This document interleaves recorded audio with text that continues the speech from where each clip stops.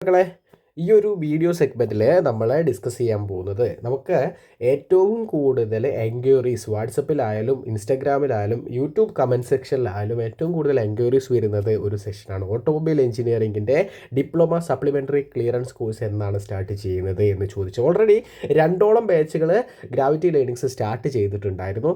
ഏകദേശം ബാക്കി വരുന്ന കുറേ കൂട്ടുകാർ ഇപ്പം തന്നെ ഏകദേശം കുറേ കൂട്ടുകാർ നമ്മളോട് കോൺടാക്റ്റ് ചെയ്തിട്ടുണ്ട്. അപ്പോൾ അതിൻ്റെ ഒരു അപ്ഡേഷൻസുമായിട്ടാണ് ഈ ഒരു വീഡിയോ ചെയ്യുന്നത് എന്ന് മനസ്സിലാക്കി വെക്കുക. ഓക്കെ മക്കളെ, നമുക്ക് ഈ ഒരു സെക്ഷനിൽ നമുക്ക് മനസ്സിലാക്കേണ്ടത് എന്താണ് സിലബസ് വൈസ്. ഓട്ടോമൊബൈൽ 2021 സ്കീമാണെങ്കിലും 2015 സ്കീമാണെങ്കിലും സിലബസ് വൈസ് വലിയ ചേഞ്ചുകളൊന്നുമില്ല. നമുക്ക് പഠിക്കാനുള്ളത് ഏകദേശം ഡിറ്റോ ആയിട്ട് ഒന്ന് തന്നെയാണെന്നറിയാം. ചെറിയ ചെറിയ ചേഞ്ചുകളുണ്ട്.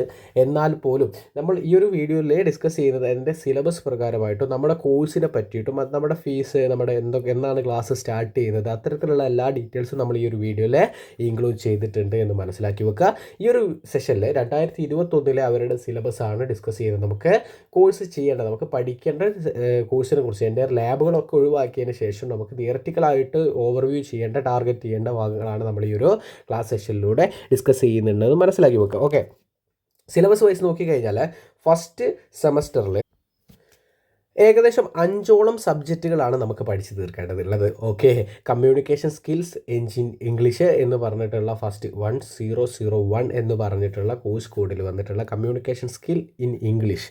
ഓക്കെ, മാത്തമാറ്റിക്സ് ബേസിക് ആയിട്ടുള്ള മാത്തമാറ്റിക്സ് 1 വരുന്നുണ്ട്. 1001 ആണ് അതിൻ്റെ കോഴ്സ് കോഡ് എന്നറിയാം. നമുക്കറിയാം അപ്ലൈഡ് ഫിസിക്സ് വരുന്നുണ്ട് 1003, അപ്ലൈഡ് കെമിസ്ട്രി വരുന്നുണ്ട് 1004, എഞ്ചിനീയറിംഗ് ഗ്രാഫിക്സ് വരുന്നുണ്ട് 1005. ഇതാണ് ഫസ്റ്റ് സെമസ്റ്ററിൽ നമുക്ക് തിയററ്റിക്കലായിട്ടുള്ള ഓവർവ്യൂവിൽ പഠിക്കാനുള്ളത്. പിന്നെ കുറേ കൂട്ടുകാർക്ക് അറിയാം നമുക്ക് എക്സാം ഏകദേശം ഏപ്രിൽ മാസത്തിലാണ് സാധാരണ ഇനി വരാൻ പോകുന്നത്. ഒരു വർഷത്തിൽ ഏപ്രിൽ മാസത്തിലാണ് നമുക്ക് എക്സാമുകൾ പ്രതീക്ഷിക്കാറുള്ളത്. പിന്നെ രണ്ടാമത്തെ സെക്ഷൻ ബാക്കി നമുക്ക് ഡിസംബർ ആ ഒരു ഓഗസ്റ്റ് സെപ്റ്റംബർ ഒക്ടോബർ ആ ഒരു ഭാഗത്ത് നമുക്ക് പ്രതീക്ഷിക്കാം. നമ്മൾ ഈ കോൺസെൻട്രേറ്റ് ചെയ്യുന്നത് ഈ ഒരു ഏപ്രിൽ മാസത്തിൽ. ഓക്കെ, ഈ ഒരു 2026 ഏപ്രിൽ മാസത്തിൽ വരുന്ന എക്സാമിന് ടാർഗറ്റ് ചെയ്തുകൊണ്ടാണെന്ന് കൂടി മനസ്സിലാക്കി വെക്കുക. ഓക്കെ, അപ്പോൾ രണ്ടാമത്തെ സെമസ്റ്ററിലേക്ക് നോക്കിക്കഴിഞ്ഞാൽ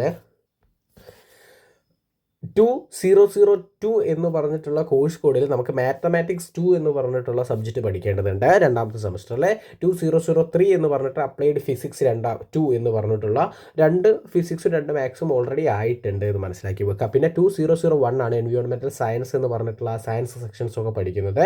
പിന്നെ 2021 അല്ലേ 2021 എന്ന് പറഞ്ഞിട്ടുള്ള കോഴ്സ് കോഡിലെ എഞ്ചിനീയറിംഗ് മെഷീൻസിനെ കുറിച്ച് നമുക്ക് പഠിക്കേണ്ടതുണ്ട്.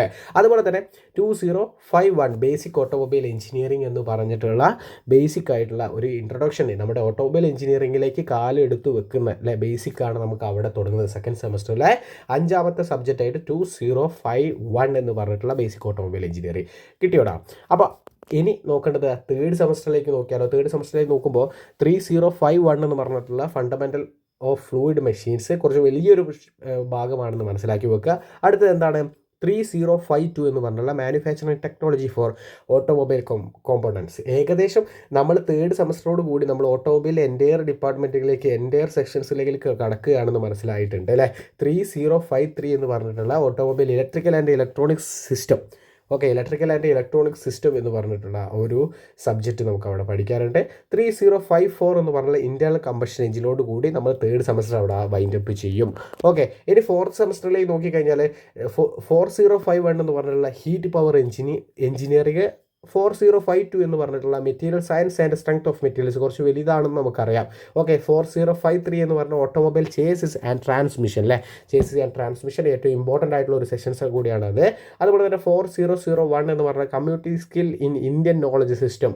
ഓക്കെ, ഇതൊരു ജനറലായിട്ട് നമുക്ക് പഠിക്കേണ്ട ഒരു കാര്യമാണെന്ന് മനസ്സിലാക്കി വെക്കുക. ഫിഫ്ത്ത് സെമസ്റ്ററിലേക്ക് നോക്കിക്കഴിഞ്ഞാൽ ഇൻഡസ്ട്രിയൽ മാനേജ്മെൻറ്റ് ആൻഡ് സേഫ്റ്റി 5051 എന്ന് പറഞ്ഞാൽ ഡിസൈൻ ഓഫ് ഓട്ടോമോട്ടീവ് കോമ്പോണൻസ്. 5052 എന്ന് പറഞ്ഞാൽ വെഹിക്കിൾ ഡയഗ്നോസ്റ്റിക്സ് ആൻഡ് സർവീസ് എന്ന് പറഞ്ഞിട്ടുള്ള ഏകദേശം 3ഓളം തിയററ്റിക്കൽ ഓവർവ്യൂവിൽ കൊടുക്കുന്ന സബ്ജക്റ്റുകളാണ് നമുക്ക് അവിടെ ശ്രദ്ധിക്കാനുള്ളത്. ശ്രദ്ധാ കഥാപാത്രങ്ങളായിട്ട് അവിടെ അതാണുള്ളത് മനസ്സിലാക്കി വെക്കുക. ഏറ്റവും ലാസ്റ്റ് സെമസ്റ്റർ നോക്കിയാൽ ഏറ്റവും ലാസ്റ്റ് സെമസ്റ്റർ നോക്കിക്കഴിഞ്ഞാൽ ഓൺട്രപ്രണർഷിപ്പ് ആൻഡ് സ്റ്റാർട്ടപ്പ് എന്ന് പറഞ്ഞിട്ടുള്ള 6001 എന്ന് പറഞ്ഞിട്ടുള്ള ആ ഒരു സബ്ജക്റ്റും അതുപോലെ തന്നെ 6002 എന്ന് പറഞ്ഞാൽ ഇന്ത്യൻ കോൺസ്റ്റിറ്റ്യൂഷൻ, ഈ 2 സബ്ജക്റ്റുകളാണ് നമുക്ക് എന്താക്കാനുള്ളത്. ഈ ഒരു സെഷൻസിൽ 6 സെമസ്റ്ററോട് കൂടി നമുക്ക് ഏകദേശം ഇത്രയും തിയററ്റിക്കലായിട്ടുള്ള ഓവർവ്യൂ. ഇനി ഏതെങ്കിലും വിട്ടുപോയിട്ടുണ്ടെങ്കിൽ അല്ലെങ്കിൽ അത് തിയററ്റിക്കലായിട്ട് നമുക്ക് ഇൻക്ലൂഡ് ചെയ്യണമെങ്കിൽ അതുകൂടി നമ്മൾ ഇൻക്ലൂഡ് ചെയ്യുന്നതായിരിക്കും. നമുക്ക് കോൺസെൻട്രേറ്റ് ചെയ്യുന്നത് ഈ ഒരു പോർഷൻസുകളാണ് നമ്മുടെ കോഴ്സിൽ എന്നുകൂടി മനസ്സിലാക്കി വെക്കാം. ഇനി നമുക്ക് നമ്മളുടെ ഗ്രാവിറ്റിയുടെ ഈ ഒരു automobile engineer diploma supplementary clearance കോഴ്സിൻ്റെ സ്പെസിഫിക്കേഷൻസ് നോക്കാം. നമുക്കറിയാം സ്റ്റഡി പ്ലാൻ ബേസ്ഡ് ആയിട്ടുള്ള കാരണം എന്താ വെച്ചാൽ ഏറ്റവും കുറഞ്ഞ ടൈമാണ് നമുക്കുള്ളത്. ജനുവരി സ്റ്റാർട്ട് ചെയ്തു, ഇനി ഫെബ്രുവരി മാർച്ചോട് കൂടി നമുക്ക് പഠിച്ച് തീരണം. അപ്പോൾ സ്റ്റഡി പ്ലാൻഡ് ബേസ്ഡ് ആയിട്ടുള്ള നമുക്ക് ജയിക്കാൻ വേണ്ടിയിട്ടുള്ള ഏറ്റവും അരിച്ചിട്ടുള്ള സോർട്ട് ഔട്ട് ചെയ്തിട്ടുള്ള ഒരു പോർഷൻസുകൾ നിന്നായിരിക്കും നമ്മൾ എന്ത് ചെയ്യുക സ്റ്റഡി പ്ലാൻ ക്രിയേറ്റ് ചെയ്യുന്നത്. അതായത് ഏറ്റവും ഇമ്പോർട്ടൻ്റ് ആയിട്ടുള്ള ഭാഗങ്ങൾ, ക്വസ്റ്റ്യൻ ചോദിക്കാൻ വരുന്ന ഭാഗങ്ങൾ, ആ ഭാഗങ്ങൾ ബേസ് ചെയ്തിട്ടായിരിക്കും നമ്മൾ സ്റ്റഡി മെത്തഡിലുള്ള ഓരോ മൊഡ്യൂൾ വൈസ് തന്നെയാണ് പഠിക്കുന്നത്. അതിൽ ഏറ്റവും ഇമ്പോർട്ടൻ്റ് ആയിട്ടുള്ള ഭാഗങ്ങൾ കൂടിയാണ് നമ്മൾ സ്റ്റഡി പ്ലാൻ ബേസ്ഡ് ക്ലാസ് എന്ന് ഉദ്ദേശിച്ചിട്ടുള്ളത് മനസ്സിലാക്കി വെക്കുക. അതുപോലെ തന്നെ നിങ്ങൾക്ക് മെൻറ്റർഷിപ്പ് സപ്പോർട്ട് അവിടെ ലഭ്യമാണ്. ഫ്രീ ആയിട്ടുള്ള 24/7 മെൻറ്റർഷിപ്പ് സപ്പോർട്ട് നിങ്ങൾക്ക് അവിടെ ലഭ്യമാണ്. ലൈവ് ക്ലാസ് സെഷൻസുകൾ ഉണ്ടാവുന്നു. അതുപോലെ തന്നെ ഡൗട്ട് ക്ലിയറൻസ് സെഷൻ നമ്മൾ ഇൻക്ലൂഡ് ചെയ്തിട്ടുണ്ടെന്ന് മനസ്സിലാക്കി വെക്കുക. വീക്കെൻഡ് റിവിഷൻ ഉണ്ടാവും. ഓരോ വീക്കെൻഡുകളും നമ്മളത് അനലൈസ് ചെയ്യും, എവിടെ വരെ എത്തി, പഠിച്ചിട്ടുണ്ടോ എന്നൊക്കെ നമുക്ക് റിവിഷൻ ചെയ്യാൻ പറ്റും. കുറേ ക്വസ്റ്റ്യനൊക്കെ അവിടെ ഡിസ്കസ് ചെയ്യാം. അതുപോലെ തന്നെ വാട്സപ്പ് സപ്പോർട്ട് നമ്മൾ പ്രൊവൈഡ് ചെയ്യുന്നുണ്ട്.